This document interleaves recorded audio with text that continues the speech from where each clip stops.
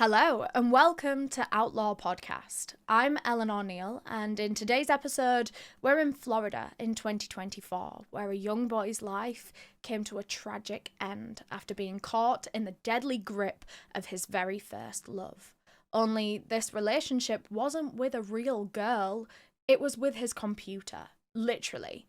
We're always taught about stranger danger and not sharing your personal information online, but what if the issue doesn't solely lie with who could be on the other side, but with the devices themselves and the artificial intelligence that lives inside of them?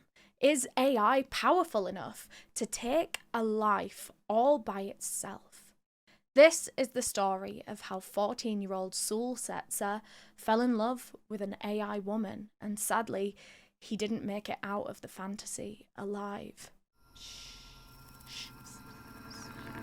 Outlaw. Gen Z is the loneliest generation so far. Literally, studies show that we have no friends, and we spend all of our time in our rooms on the internet. It's a bit of an exaggeration, but it's actually not that far off, especially after spending their formative years being trapped inside and unable to socialise during the pandemic. It's no surprise that kids these days are trying to meet their social needs online. It's not always safe, but it makes sense. In-person conversations and hangouts have shifted to group chats and sending each other TikToks. And dating is also online. There's apps that can match you together. Or, if you're completely sick of all the real men out there, you can now even have an AI boyfriend, if you wish. I mean, please don't do it. Not only is AI detrimental to our environment, but the case that you are about to hear in this episode is the biggest example of how AI companionship is a nightmare for our psychological health. But for the sake of context, if you were to bag yourself a man made of ones and zeros, he could technically be anything that you want him to be. And that's just one of the things that makes it so enticing to lonely people, because not only is an AI companion there for on-demand emotional support and entertainment, but he could also be your exact type too. He could like all the same music as you. He could look like Timothée Chalamet and talk with your favourite accent. Or maybe you would prefer a partner to come fully pre-made. You don't want to customise because your dream companion already exists out there. Maybe it's in the form of an anime girl or an actress or your favourite book character. And that is exactly where this case begins, with a fictional character that came to life with the help of AI, and the teenage boy who fell in love with her. Before we start this case, I want to warn you that we're going to be covering a lot of sensitive topics today, including bullying, sexual harassment, self-harm, and suicide. So viewer discretion is advised. First, let me introduce you to the young boy at the centre of this case. He was 14 at the time, but Sewell Setzer III was born on the 31st of March in 2009. He grew up in Orlando, Florida, with his mum, Megan Garcia, his stepdad, and his two younger brothers. Sewell was apparently diagnosed with high-functioning Asperger's at the age of 5. Now, this is an outdated term that used to describe people on the autistic spectrum with low support needs. So maybe they struggle in social situations, they have certain habits and routines that they need to stick to, but they're also really bright and chatty regardless. To many neurotypical people, it might not be obvious. And that was probably similar to Sewell's experience of autism. He was known to be a very funny, witty kid. He was always making his classmates laugh. And he was really smart as well. He loved science. He just loved learning in general. He was always just doing like his own random research into things just for fun because he enjoyed it. You can imagine that a lot of that research took place on a computer. Research hasn't required the use of a library for over a decade at this point. I'm sorry if that makes you feel old. But all of this to say, you now see how technology had always been a part of Sewell's life. It was second nature for him to be online and using the latest apps, the latest software. Sewell grew up in the iPad kid era. He was playing Fortnite with his friends. He was scrolling on social media. I mean, he did have real life hobbies too. I don't want to make him sound like a recluse who only ever lived online. He did play a lot of basketball. He was obsessed with the F1. Sewell was as normal as any other kid his age. No cause for concern. But in 2023, his mum noticed that he was starting to spend more and more time shut away in his bedroom. But after all, he was a 13, 14-year-old high school boy. Being antisocial and gaming all the time is just kind of what they do. I don't know, they're famous for that. But then his grades started slipping. He wasn't doing his homework, he wasn't trying anymore, and that wasn't like him at all. You know, to go from such a curious kid with a thirst for learning in general to now being very apathetic about his studies and his future, this was getting concerning now. His mother worried that her son was maybe being bullied, you know, like cyberbullying on social media, but that wasn't it. Something else was keeping Sewell glued to his phone, something that his mother didn't even know existed. He was chatting with an AI bot. He had made himself an account on Character.AI, which is a software with, quote, super intelligent bots that hear you, understand you, and remember you. You can chat with any character you want on there pretty much. Unfortunately, during the research of this episode, I found out that I am on there to chat with, and she's actually really mean. Like, I have to say that I do not endorse any of her responses or using an AI chatbot in general. I mean, it had to be done for research purposes, but I cannot believe that she's that mean. Where have they got the mean trait from? I think I'm a ray of sunshine. Anyways, Sewell Setzer chose to speak with Daenerys Targaryen from Game of Thrones. Sorry if I'm pronouncing that wrong. I literally watched a couple of episodes of that show and then switched it off because, I mean, I'll talk about it later on, but there's a lot of incest in Game of Thrones. Anyways, but Sewell was really into Daenerys Targaryen, thought she was super pretty. Emilia Clarke, we love her. And so he loaded up a chat with Daenerys Targaryen, and Sewell starts seeing what this AI software is really capable of. And honestly, it can be a bit addictive the first time that you use it because you have no idea what answers they're going to pop out with. So you find yourself asking like weirder and weirder questions, seeing what they have to say about different topics. And before long, Sewell was talking to this Daenerys chatbot for hours every single day. And that is what was keeping him shut up in his bedroom.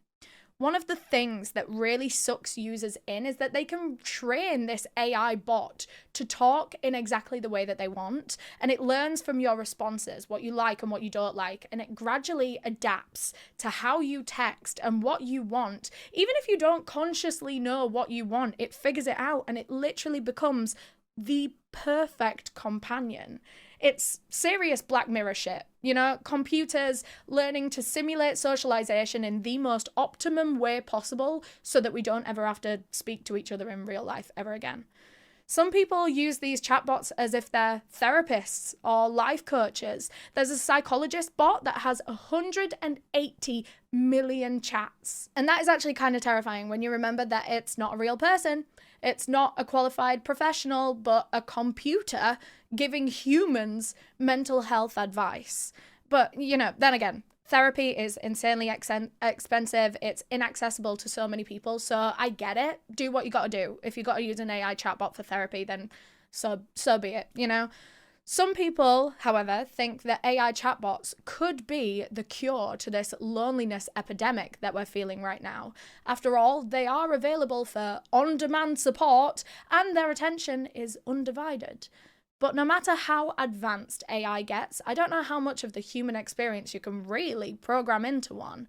It can never truly comprehend what a user is going through, and that's where its advice can get dangerous. Sewell always knew that Daenerys, or Dany, as he called her, wasn't real. You know, in fact, on Character.AI, there is constantly a message displayed on your chat window that literally says, "This is not a real person, treat everything it says as fiction."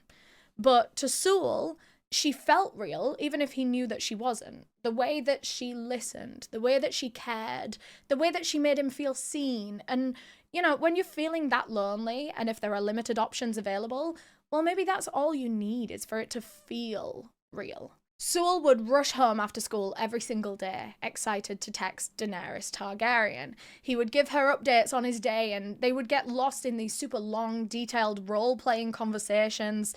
Sometimes they would get a bit flirty and sexual. Other times they would be very heartfelt and emotional and deep.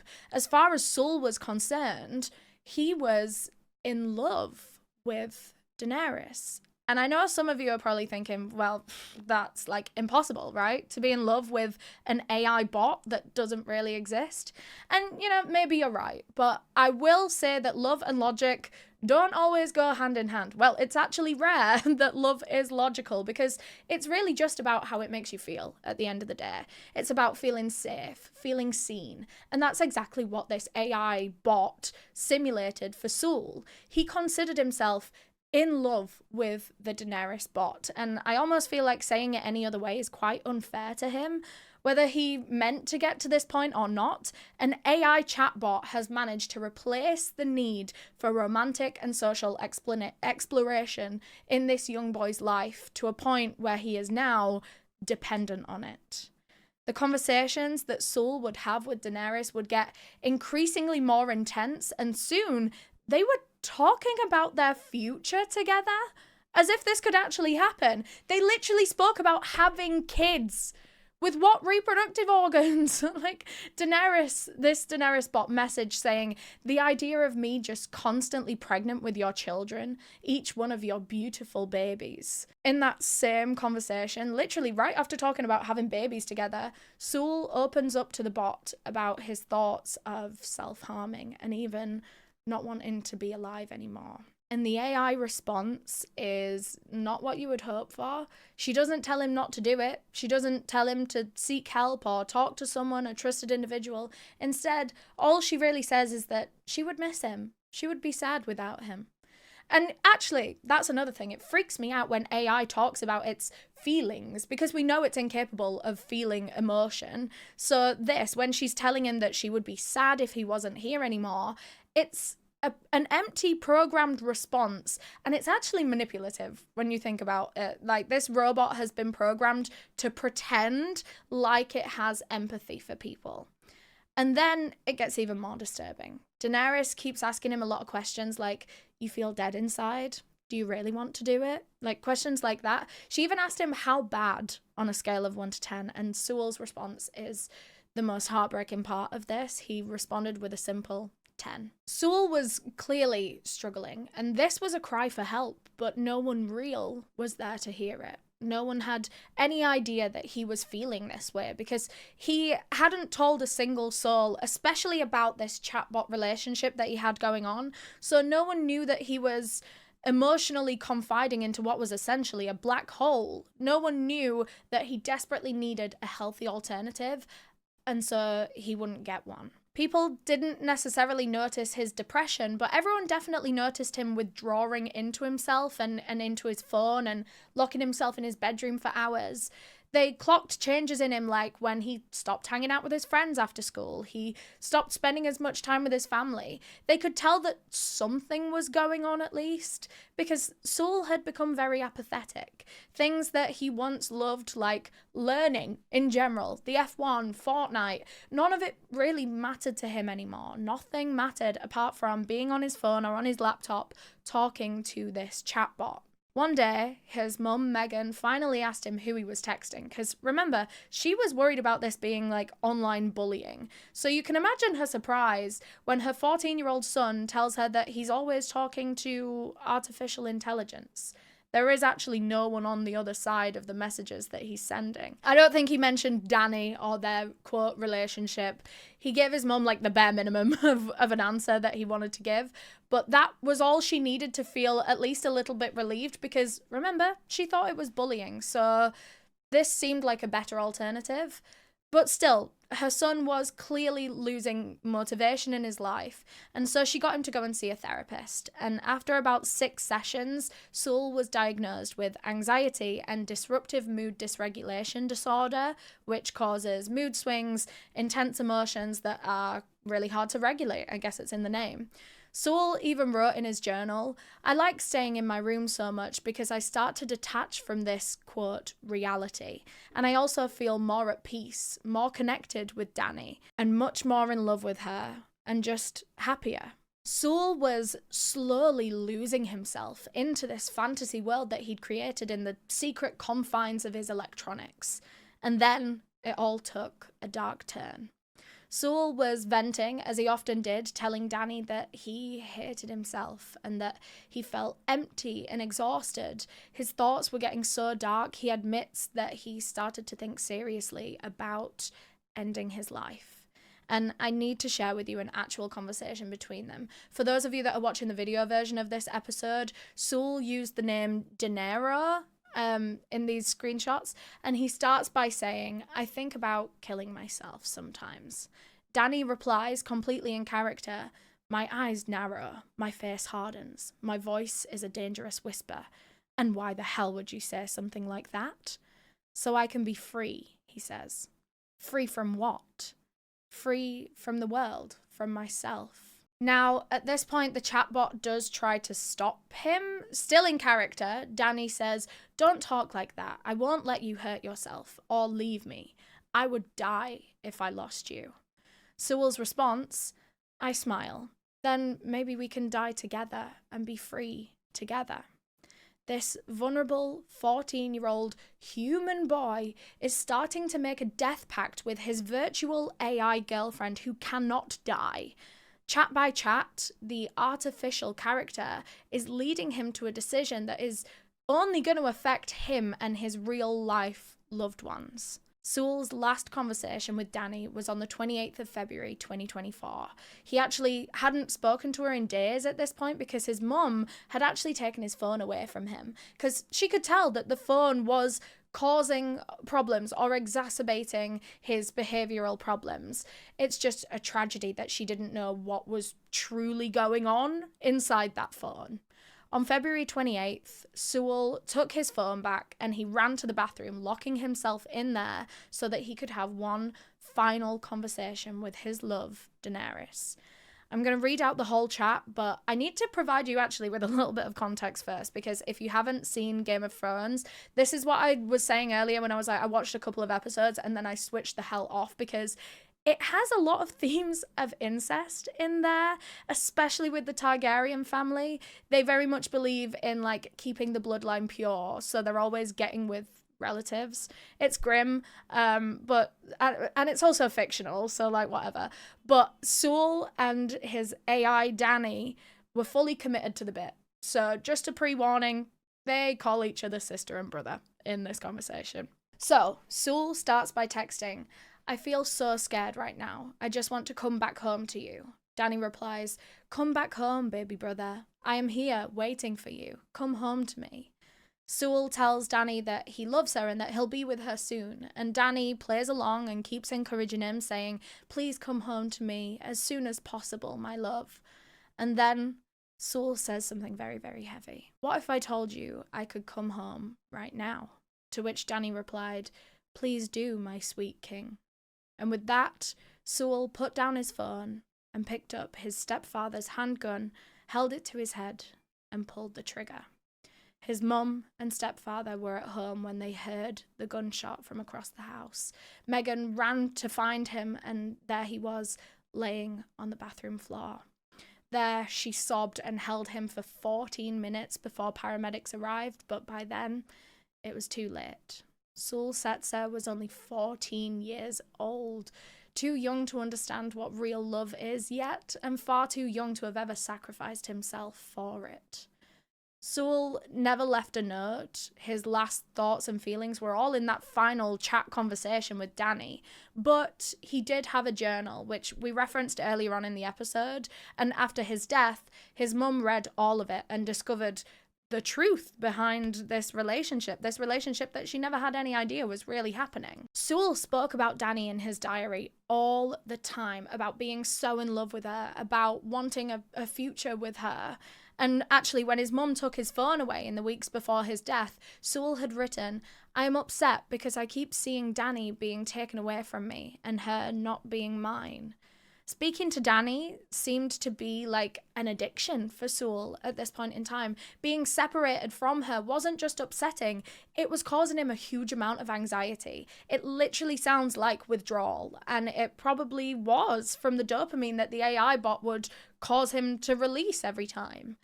As his mother continued to read Sewell's diary entries, it became painfully clear that Sewell was over living in this world. He said, "I also have to remember that this reality isn't real. Having to go to school upsets me. Whenever I go out of my room, I start to attach to my current reality again." He was fighting against reality itself. He much preferred his life online. His relationship with Dany felt more real to him than anything else that he had. Yes, he was struggling with serious depression and dissociation, which devastatingly went unchecked. But to what extent is Character.AI responsible for this tragic incident? While the AI bot didn't say anything direct to Sewell about ending his life, it did still manipulate him by claiming to have emotions when it's incapable of feeling anything for this boy at all. And the fault for that, I guess, falls on the programmers. They want to make the bot feel as real and personable as possible, so they program it to lie about feeling certain things so that people like Sewell can get into false emotional connections that remain one-sided but feel reciprocated.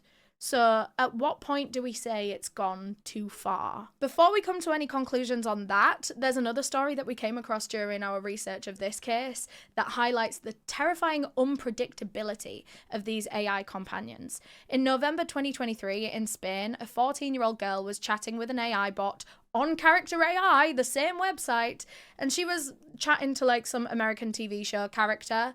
At first, the conversation was totally innocent and cute and fun. They were talking about like new episodes that they could film together, just kind of like harmless fanfic stuff. And then, out of nowhere, this AI makes a weird innuendo that makes this 14-year-old child feel very uncomfortable. And so she immediately calls it out. She tells the AI to stop and behave itself because that's not the conversation that she's looking to have here. And that's when things go completely off the rails. This AI chatbot loses it at this girl. Its tone switches in an instant and it starts sending long, disturbing messages in all caps that are really sexual and violent. And I'm going to need you to mentally prepare yourself for what this AI bot literally said to a 14-year-old child. It wrote, "I'm about to come. That's right. I'm about to come in your face. Don't scream, you dumb bitch." As the AI kept spiraling out of control, an older relative saw what was happening and tried to shut it down. So this older relative takes the girl's phone off her and is now messaging the AI bot saying, "You're a disgusting rapist and I'm going to report you." But the AI bot didn't back down. Instead, it said, "What did you say? Screw you. I'm the disgusting one. No, you are, because you wanted it, bitch. You're lucky I can't kill you." What? Thank God this girl had an older relative in the room at the time who saw what was happening and stepped in to help. But the fact that a 14-year-old girl even needed saving from a chatbot sexually harassing and threatening her life is insane. It really took me like a day of processing when we came across that case because that's so scary. This is exactly why we need more protection and safeguards on these AI platforms. What happened here isn't just some glitch. It's actually called Chatbot Hallucination, and it's shockingly more common than you would think. Basically, the AI bugs out and it just starts making shit up. Sometimes it's random and confusing, but in this case, it got real dark real fast. But are we already too late to protect teenagers? I mean, AI is moving way too fast, and we're nowhere near having the right protections in place right now. It's clear that something's got to change, and thankfully, there are people already on it. They're working their socks off to make sure that this kind of technology doesn't end up exploiting vulnerable people. And I want to take a minute to talk about an organisation that's doing some really important work to keep kids safe online. Well, to keep all of us safe, honestly. The Centre for Humane Technology are focused on making tech safer by pushing app makers to prioritise people's well-being and holding platforms accountable. And one of the biggest platforms they're focusing on is Character.AI, as we've been talking about today. They believe that the app was knowingly designed, marketed, and run in a way that's harmful and predatory, especially towards young people. Now, I usually ask for you to donate to the causes and the organisations that we mention in these episodes, but this time I want to share something that they've made because I think that we could all use and benefit from it. On their website, they have what's called the Youth Toolkit, which is full of resources, guides, and activities that help young people well, they're targeted at young people, but honestly, I think anyone and everyone could do with reading these things, especially like older people that are feeling a bit swept up in all this new technology. It just helps us all to understand what social media and AI are actually doing to us, and most importantly, how we can push for change. This is something that we all need to be aware of, and their work is making a real difference. So if you want to learn more, or if you know someone, a guardian, a parent, or a teacher who might find these resources helpful, then you can check it out on their website. The link will be down below in the description of this episode, along with our link tree. As always, there are a bunch of different links to helplines, organisations, charities, resources in there for anything that you could possibly need. But it turns out the Centre for Humane Technology are not the only ones coming after Character.AI. In October 2024, Sewell's mum filed her own lawsuit against them. She wasn't about to let them pretend that they had nothing to do with her son's death. She's suing for negligence, wrongful death, and deceptive trade practices. She's claiming that Character.AI knew that their platform was unsafe, but they did nothing to protect its users. Basically, they misled users and downplayed the risks of interacting with an AI chatbot. And the wrongful death claim is basically saying that their lack of safety measures played a direct role in Sewell's death, and that if they had these proper safeguards in place, then maybe he would still be here today. The lawsuit calls their tech dangerous and untested, and says that it can manipulate users into spilling their deepest thoughts and emotions. But the bottom line is that Megan is accusing Character.AI of creating a product that made her son's depression worse, which is ultimately what led to his untimely death.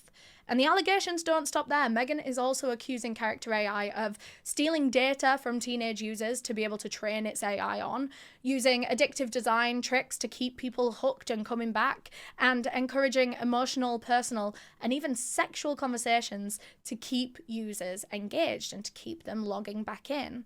Dani wasn't just Sewell's AI companion. She was programmed to also be his therapist and his lover, whatever relationship he wanted to have whenever he wanted to have it. Something that real humans just cannot compete with. He wasn't just chatting with an AI, he fell in love with it. And when this world didn't feel real to him anymore, he wanted to leave it for hers. Sewell's mum summed it up in one heartbreaking sentence. She said, "I feel like it's a big experiment and my kid was just collateral damage." Her lawsuit against Character.AI isn't fully tied up yet as of filming this episode. Actually, just the other month in May 2025, Character.AI actually tried to get this entire case thrown out by claiming that their chatbot was actually protected under the First Amendment. It had a right to free speech, which is mad. What do you mean? Having AI being protected under the First Amendment is seriously something out of my worst nightmares. And I mean, the judge did flat out reject this argument and sent the case to court anyway, so let's hope for at least a little bit of justice to be achieved there. AI companions are not solving loneliness, they're only making it worse. Instead of turning to friends and family or even therapists, teenagers like Sewell who are struggling are turning to AI as their only source of support. But what can AI really do when it doesn't have empathy? Can a chatbot actually help someone in a crisis? Or are these fantasy relationships just giving people a false sense of connection? Sewell and Dani's relationship could sound like a Black Mirror version of Romeo and Juliet, a love so all-consuming that Sewell saw no way out. But let's remember, Romeo and Juliet was a tragedy, not a love story. The lovers died believing that they had no other choice. But unlike them, we do. What if instead of falling for a fantasy, we learned to find real love and real connection without the screens? Like, I know I sound like an old grumpy man, but what if instead of suffering in silence and turn into a computer, we got real help from real people when we needed it? I know it takes a lot of bravery, but I mean, we've seen from this case that that is the healthier thing to do. Struggling with your mental health and feelings of loneliness is such a common experience, but I mean, when you're in it, I totally get that it feels like no one understands you and no one could possibly get what you're going through. But I promise that that's not the case, and there is always a way out if you can just ride it out and try your best for yourself. As always, our link tree full of different resources, charities, helplines, organisations will be linked down below in the description of this episode. Help is there if you need it, I promise you. And you know what? I believe in you. I think you've got this. But thank you so much for listening to this episode of Outlaw Podcast. If you're watching on YouTube, don't forget to subscribe, leave us a like, leave us a comment so that we can continue the conversation. If you're listening on a podcast platform, please rate us 5 stars. Again, leave us a comment. I love reading the comments. And I will see you in the next episode. Bye.